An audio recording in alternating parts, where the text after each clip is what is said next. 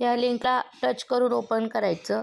या ठिकाणी तुम्हाला मराठी भाषा हवी असेल तर मराठी भाषेला क्लिक करायचं की त्याच्यानंतर स्क्रोल करायचं। स्क्रोल केल्यानंतर आपण विद्यार्थी म्हणून सहभाग नोंदवणार आहोत का, किंवा शिक्षकाच्या लॉग इनद्वारे आपण सहभाग घेणार आहोत का, किंवा आपण शिक्षक म्हणून पार्टिसिपेट होणार आहोत का, त्यापैकी जे काही आहे ते ऑप्शन क्लिक करायचं। आता मी शिक्षक म्हणून करते म्हणून मी शिक्षकला क्लिक केलं।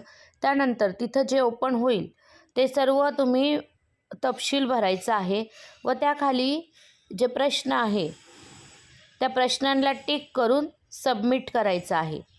ओके, असं तुम्हाला करायचं आहे व ते केल्याचं स्क्रीनशॉटही आपल्याला टाकायचं आहे। जसं विद्यार्थ्याला जरी तुम्ही केलं तर तुमचं विद्यार्थ्याचं पूर्ण नाव, आडनाव